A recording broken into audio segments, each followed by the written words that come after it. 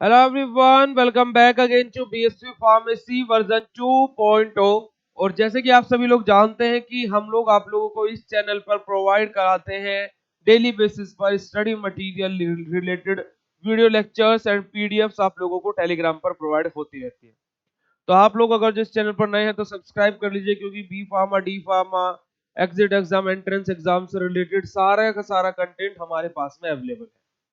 Second thing, हम लोग बेटा जी अपनी first semester in organic chemistry को हम लोग डिस्कस कर रहे थे, जहां पर हम लोगों ने उसके complete important question with solution, previous year question paper 8 set with solution और मॉडल पेपर्स हम लोग अपने डिस्कस कर रहे थे। मॉडल पेपर्स में बेसिकली हम लोग क्या है कि हम लोगों ने 3 मॉडल पेपर अपने पढ़ लिए हैं। आज हमारे मॉडल पेपर नंबर 4 है, जहां पर हम लोग अपना एक और नया मॉडल पेपर आप लोगों के लिए लेकर के आ गए। अब इन क्वेश्चंस को अगर जो आप प्रैक्टिस करते हो तो मैं ये गारंटी के साथ बोलता हूँ कि आप लोगों का पेपर बहुत अच्छा होगा। मैं ये वीडियो आज बना रहा हूँ 18 जनवरी को 2024 को, और ये 19 जनवरी 2024 को पब्लिक होगी। ठीक है, तो देखिए एक्चुअली में मैं एक चीज आपको अनाउंस करना चाहूंगा कि हम लोगों ने आरजीपीवी का जो एग्जाम अभी 18 जनवरी को हुआ है थर्ड सेमेस्टर का, उसमें मैंने ऑर्गेनिक केमिस्ट्री में 6 क्वेश्चंस बताए थे, जिनमें से वो 6 के 6 क्वेश्चंस पेपर में आए। पर 5 क्वेश्चंस तो ऐसे थे जो डायरेक्टली आए हैं।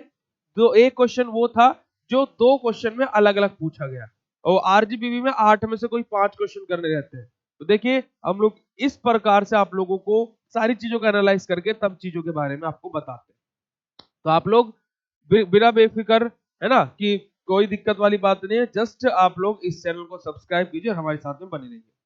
तो चलिए आप लोगों का आज का सेशन स्टार्ट करते हैं। तो हे एवरीवन, मेरा नाम है पुनीत राजपूत और आप लोग मुझे प्यार से पुनीत सर, पुनीत भैया बुलाते हैं।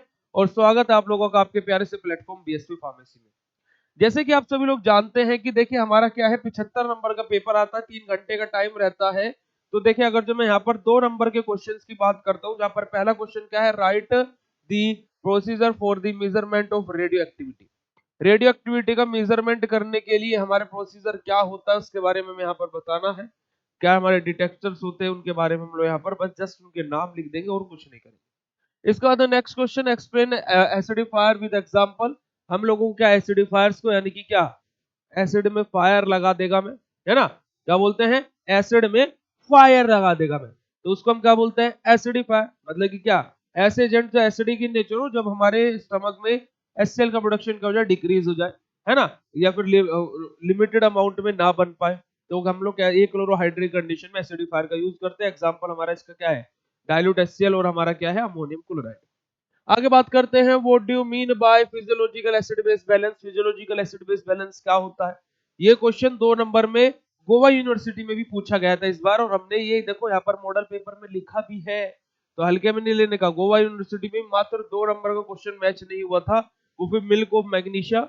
मैंने मैग्नीशियम सल्फेट, मैंने मैग्नीशियम हाइड्रोक्साइड बताया था, और वहां पर मिल्क ऑफ मैग्नीशिया आ गया। बस इतना मैं उसको डिफरेंस मान करके बोल रहा हूँ कि मेरा बताया हुआ आया नहीं, वरना पूरा पेपर आया। ठीक है जी। देखिए फिजियोलॉजिकल एसिड बेस बैलेंस क्या होता है उसके बारे में हम लोगों को लिखना। तो एसिडोसिस, एल्कलोसिस, बेसिक इंट्रोडक्शन, और कौन कौन से बफर सिस्टम बॉडी के अंदर काम करते हैं उनके बारे में हम लोग यहाँ पर एक्सप्लेन कर देंगे। Explain type of impurities. Impurities के टाइप क्या क्या होते हैं, तो ये हम लोग छोटी सी इंप्योरिटी की डेफिनेशन लिखेंगे, तीनों टाइप के बारे में लिख देंगे, और हो सके तो यहाँ पर वो फ्लो चार्ट भी बना दीजिएगा अगर जो बनाना चाहो तो। ठीक है, अगला question, explain the term limit test with example. हमें क्या है, लिमिट टेस्ट को एक्सप्लेन करना है एग्जांपल के साथ में। जैसे limit test for iron, limit test for chloride, limit test for sulphate, हमारे ये है। लिमिट टेस्ट क्या होता है, हमारे क्वांटिटेटिव और सेमी क्वांटिटेटिव टेस्ट होता है, जिसको हम यूज करते हैं किसको, हमारे स्मॉल अमाउंट ऑफ इंप्योरिटीज है नहीं है उसके आइडेंटिफिकेशन के लिए। अगला देखिए question, right medical use of copper sulphate and ferrous sulphate. हमें क्या है, FeSO4 और CuSO4 का हमारा क्या बेटा, बेसिकली यहाँ पे हमें क्या लिखना है, यूजेस लिखने हैं। तो हम लोग बेसिकली उनकी पहले कैटेगरी लिखेंगे, उनका फॉर्मूला लिखेंगे, उसके बाद में हम लोग क्या है, उनकी एक आध रिएक्शंस भी लिखना चाहूँ तो लिख करके बता सकता हूँ। अदरवाइज मेडिसिनल यूजेस क्या क्या होते हैं फेरस सल्फेट के और कॉपर सल्फेट को यहाँ पर आप लोगों को बताने हैं। ठीक है जी। अगला क्वेश्चन देखिए, define expectorant with example. Expectorants क्या होते हैं, एग्जांपल के साथ में हमें बताना है। एक्सपेक्टोरेंट जो हमारे कफ रिलीज, है ना, हमारे जो क्या है, कफ रिलीजिंग ड्रग्स रहती है ना, सिरप जिसको हम बोलते हैं, कफ सिरप जिसको हम बोलते हैं, और म्यूकस को रिमूव करती है हमारी। तो बेटा बेसिकली वही हमारे क्या है, एक्सपेक्टोरेंट्स होते हैं। एक्सपेक्टोरेंट के दो एग्जांपल हमारे सिलेबस में क्या है, पोटेशियम आयोडाइड दिया है और अमोनियम क्लोराइड दिया हुआ है।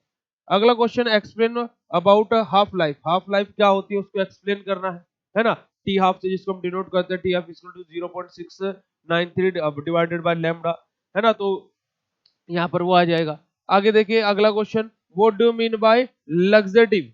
लग्जेटिव से आप लोग क्या समझते हैं, माइल्ड परगेटिव होते हैं लग्जेटिव, है ना। तो या फिर हम बोल सकते हैं माइल्ड कैथार्टिक्स होते हैं, और परगेटिव क्या होता है, स्ट्रॉन्ग कैथार्टिक्स होते हैं। लग्जेटिव का हम लोग क्या है, लोअर डोज पर हमारा लोअर लेवल होता है हमारा लग्जेटिव का, सबसे फर्स्ट क्लास यही होती है। पूरा डेफिनेशन पोर्शन आप लोगों को लिखवाया हुआ है। अगला question, right a short note on hydrogen peroxide and chlorinated lime. अब देखिए हाइड्रोजन पेरोक्साइड और क्लोरीनेटेड लाइम दोनों ही टॉपिक्स क्या है, खुद में बहुत बड़े हैं, है ना भाई। एंटी माइक्रोबियल से जो टॉपिक लिया गया है 3rd यूनिट से, तो भैया दोनों टॉपिक्स खुद में बहुत बड़े हैं। अब 2 नंबर में इतना बड़ा थोड़ी नहीं लिखेंगे, तो हम लोग क्या है बेसिक बेसिक सा दोनों के बारे में लिखेंगे। बेसिक सा हम लोग इन दोनों के बारे में लिखेंगे, कैसे कि जैसे कि किसी एक मेथड ऑफ प्रिपरेशन लिख दिया, 2-4 यूजेस लिख दिए और कैटेगरी लिख दी, इसका भी मेथड ऑफ प्रिपरेशन 2-4 यूजेस और इसकी भी कैटेगरी यहाँ पर बता दी। अगला section, section number B. Section number B में देखिए हमारे 3 क्वेश्चन रहते हैं, कोई भी 2 करने रहते हैं, ठीक है। 10 नंबर का एक क्वेश्चन रहता है। तो देखिए यहाँ पर क्या है, पहला क्वेश्चन क्या बोला गया, What do you mean by antacid? Discuss properties of antacid. Explain in detail about the any two official antacid. Justify why combination of antacid are used. है ना। देखिए बेसिकली बेटा देखिए सिंपल सा क्वेश्चन है, हम लोगों को क्या करना है, एंटासिड को बताना है, और प्रॉपर्टीज ऑफ एंटासिड यानी कि यहाँ पर क्या आइडियल प्रॉपर्टीज को एक प्रकार से पूछा गया है। Explain the detail about the any two official antacid, कोई भी 2 ऑफिशियल एंटासिड को एक्सप्लेन करना है। जो भी कोई भी हमारे सिलेबस में दिया हो, जैसे मैग्नीशियम हाइड्रोक्साइड है, एल्यूमिनियम हाइड्रोक्साइड जेल, ये जितने भी एग्जांपल दिए उनमें से कोई भी आप लोगों को 2 एग्जांपल उठा करके एक्सप्लेन कर सकते हो। देखिए यहाँ पर क्या क्या आप लोगों को कार्य करना है। सबसे पहला आप लोगों को क्या लिखना है, इंट्रोडक्शन लिखना है किसका, एंटासिड का। दूसरे नंबर पे आपको क्या लिखना है, आइडियल प्रॉपर्टीज को लिखना है एंटासिड की। तीसरे नंबर पे आपको क्या करना है, टाइप ऑफ एंटासिड बताना है।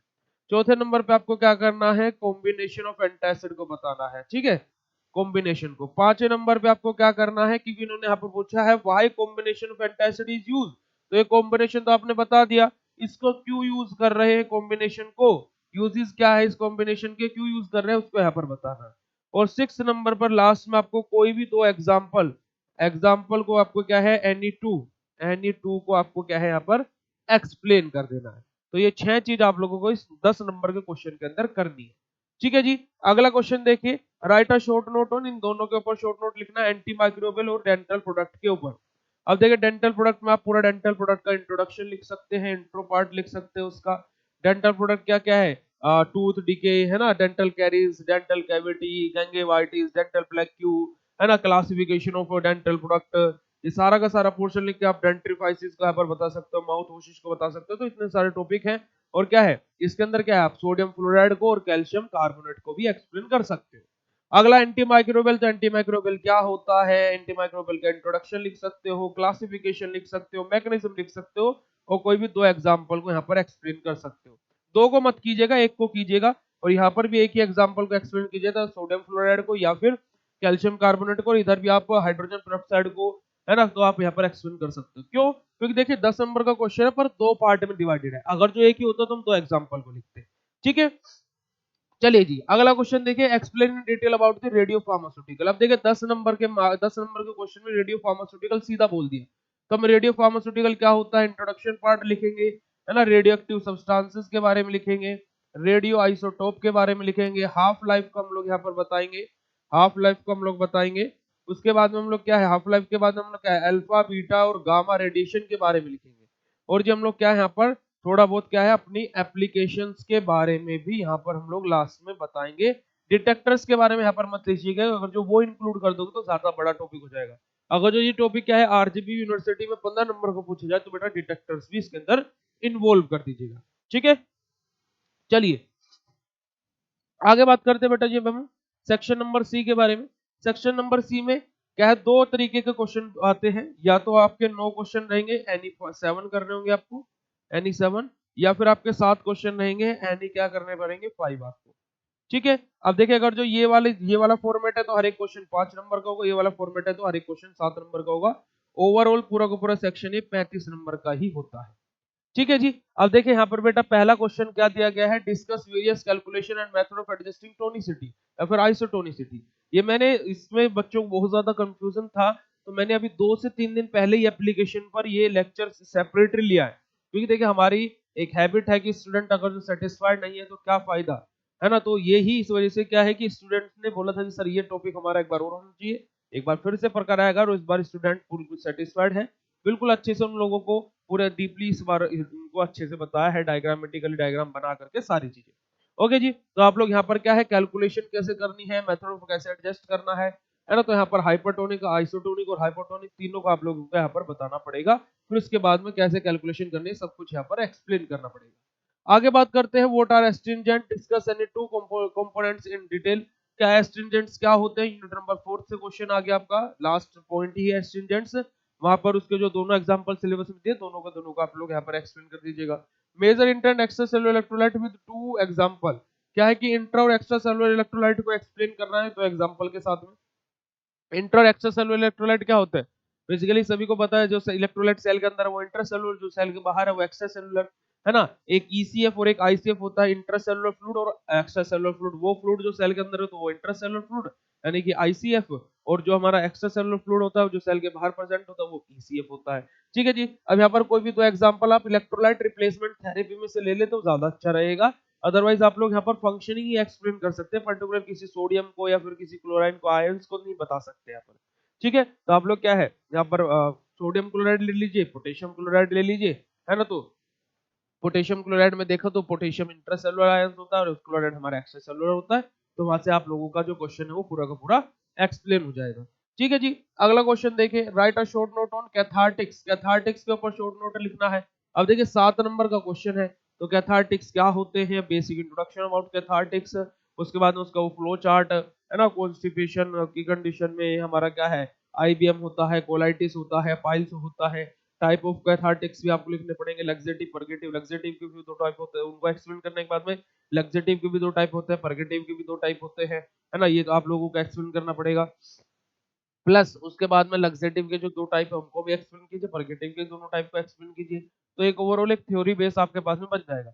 उसके बाद में जो भी सिलेबस में कोई भी हमारा क्या कैथार्टिक्स के जो एग्जांपल्स दिए, कोई भी एक एग्जांपल को उठा करके एक्सप्लेन कर दीजिए। पर हाँ, हालांकि बात ये है कि वो कोई भी एग्जांपल कैथार्टिक्स का नहीं होता, चाहे आप कैलोन को ले लो चाहे बेंटोनाइट को ले लो, बट हमारे सिलेबस में दिया तो उनमें से कोई भी एक एग्जांपल उठा करके आप लोग एक्सप्लेन कर दीजिएगा। आगे बात करते हैं, explain in detail about the limit test of arsenic, है ना। आर्सेनिक का लिमिट टेस्ट हम लोगों को एक्सप्लेन करना है।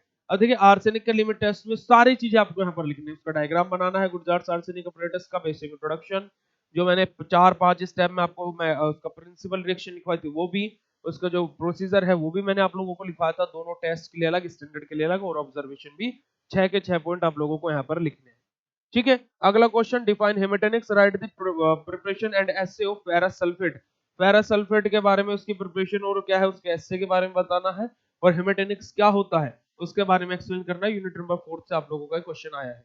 और लास्ट में what do you mean by ORS यानी कि oral rehydrating salt, electrolyte replacement therapy, major inter and extracellular electrolyte, unit number 2 से हमारा टॉपिक है। तो ये आप ओआरएस के बारे में यहाँ पर कंप्लीट लिखेंगे, क्या ओआरएस का इंट्रोडक्शन, उसकी पैकेजिंग, उसकी लेवलिंग, उसका मेथड, है ना, सारी चीजें और उसकी स्टोरेज कंडीशन सब कुछ आप लोगों को यहाँ पर एक्सप्लेन करना पड़ेगा। ठीक है जी, तो इसी के साथ में क्या है हमारा मॉडल पेपर नंबर 4 हम लोगों ने कंप्लीटली डिस्कस कर लिया। ओके, होप्स आप लोगों को हमारे साथ पढ़ के मजा आ रहा होगा। अगर जो आप लोग सभी के सभी सब्जेक्ट के model papers, important question, previous question paper, उनके वीडियो सॉल्यूशंस सब कुछ एप्लीकेशन पर लाइव सोल्व कराया जाता है और आप अपने लाइव डाउट पूछ सकते हैं। ऑलरेडी ये फॉर्मेट चल रहा है ऐप के ऊपर, तो आप लोग जस्ट जाइए BSc pharmacy official app play store से डाउनलोड कर लीजिए। सेकंड थिंग, अगर आपका कोई फ्रेंड या कोई कलीग डिप्लोमा में है या फिर कोई एग्जिट एग्जाम की प्रिपरेशन करना चाहता है या फिर एंट्रेंस एग्जाम की प्रिपरेशन करना चाहता है या फिर किसी गवर्नमेंट फार्मासिस्ट या फिर किसी जीपैट इस तरीके कोई भी प्रिपरेशन करना चाहता है, तो हर प्रकार का कंटेंट हमारी एप्लीकेशन के ऊपर अवेलेबल है। तो जस्ट जाइए बीएससी फार्मेसी ऐप डाउनलोड कीजिए और आप हमारा वेबसाइट www.bscpharmacy.com भी सर्च कर सकते हैं। टिल देन मिलते हैं आप लोगों से फिर ऐसे ही नेक्स्ट लेक्चर में, तब तक के लिए पढ़ते रहिए, आगे बढ़ते रहिए और याद रखिएगा बीएससी फार्मेसी है साथ, तो डरने की क्या बात, और इस बार 90% पार। ओके, मिलते हैं नेक्स्ट लेक्चर में। जय हिंद।